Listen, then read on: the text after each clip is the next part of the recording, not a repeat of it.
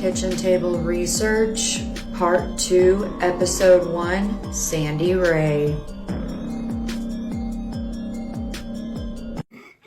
Hey guys, this is Sully and Jones over here, and we're back with Part 2 of Sandy Rea. So today, Jones is going to pick up and tell us a little bit more about Sandy before we get into her disappearance, and I'm going to move the mic over to her a bit. Sandy Rea worked 2 jobs. She was president of the VICA in high school, and VICA is the team that works outside of school, I think, if I remember my... Yeah, it's like a vocational, a vocational program. She was gorgeous inside and out. Everyone knew who she was. And but Sandy knew that things were really different in her home. Her mom, Carol, seemed unstable at the time. She was worried about Sandy's disappearance, and Sandy was in fact living with a friend. Several other siblings had moved out before 18, and at 17, Sandy decided to do the same so she could finish high school in Shawnee, Oklahoma. Mm-hmm. Let's talk about these sex-in parties. We'll call them soup parties for TikTok. Okay, parties. So there's several men in a home or in a motel room. They're protected under darkness. They're protected by suits. I don't know if they have on masks. I think they called them suit parties because the men that attended them would generally be people that would wear suits to work, like we talked about in the last episode. Police officers, lawyers, judges. Did they wear a mask? I'm not sure, but are you talking about like an eyes wide shut situation? I suppose. Yeah, no, I don't believe so. I think they just called them suit parties because the men that attended them were typically a man that would wear a suit to work. So I don't have to tell you that the parties are fueled by rampant drugs and alcohol in the small town of Shawnee.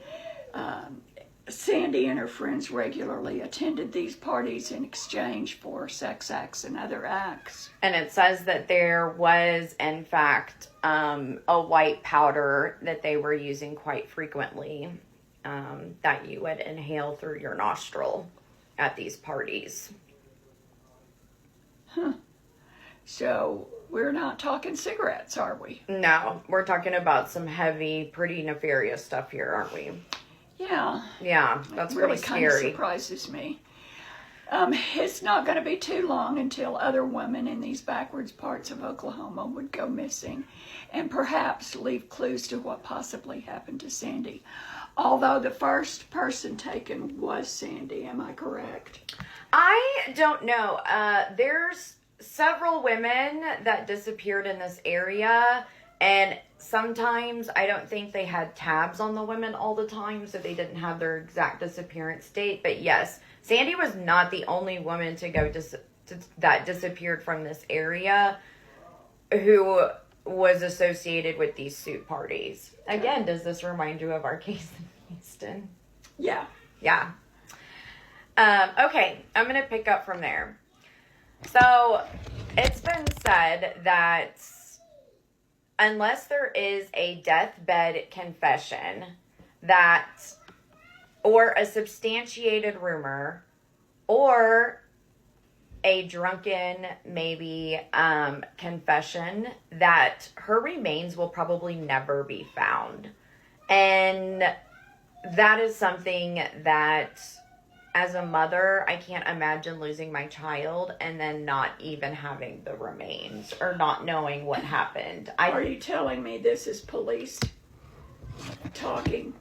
Or is this Sandy's mother talking? Or this would be Sandy's mother stating that she doesn't think that Sandy's case will ever be solved unless there is like a deathbed confession or some rumor gets substantiated, because the men in these high up places covered their tracks very well, right? They're all part of the judicial system, and they're police officers. So how does Sandy's mother know who these men are?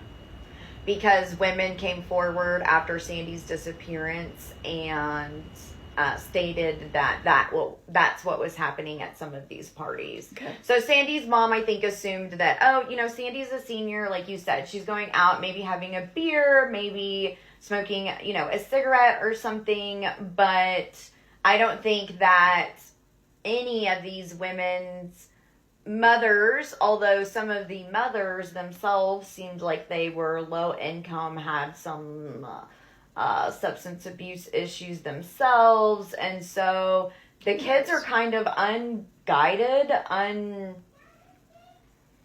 who do you go to when your mother has her own problems, and then the police are also part of the problem? Yeah, it's hard to find a person that you trust, particularly when you're 17, because 17-year-olds really don't trust anybody. And so I regret that Sandy felt like she had nowhere to turn to. And I think that this is common in a lot of women that get taken advantage of. I want to say that these suit parties and parties like this probably go on more than we think. Gosh, I hope not. I'd hate to think they're in my hometown. Probably are, but I don't know that for sure. Yeah, it's and right pretty scary. now I'm oblivious, so I'm happy. Yeah, well, because you don't associate with people like that. Yeah. All right. So we stated that Sandy's mother did not think that there would ever be a confession unless we stated there was a deathbed confession. So let's get into Sandy's boyfriend. We'll hit on him really fast before we end this segment. So Sandy and her boyfriend, whose name was Danny McLeod, had been in an intense argument the days previous to her disappearance. And it is believed, and Sandy did state to her cousin at the bowling alley that night, that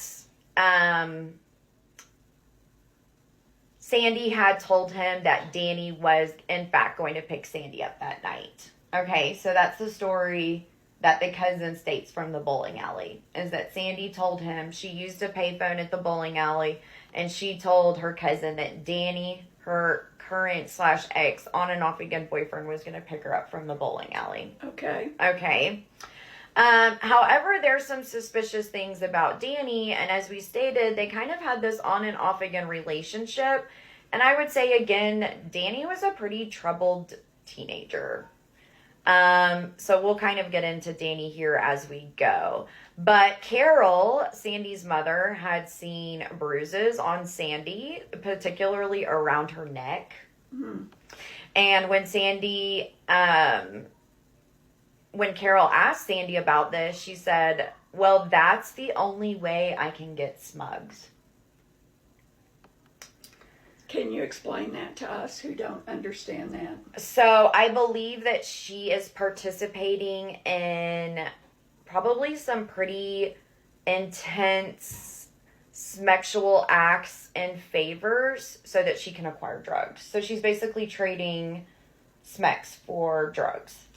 Wow, like, you really jumped from an innocent girl who's valedictorian to a girl that's trading smecks for drugs. Well, sometimes I think that we think that people only have one side to them, but a lot of times in our private investigations and as we get to know victims and their families, every town, every family, every person is going to have their vices, right? Sure. So just because Sandy was engaging in some of these acts does not mean that she deserved to be taken and unalived and never seen again. Oh, I agree with that. Yeah. That's not the point. I just hate that it's beginning so young. I know. In our society, and really, smecks is better left to the older kid.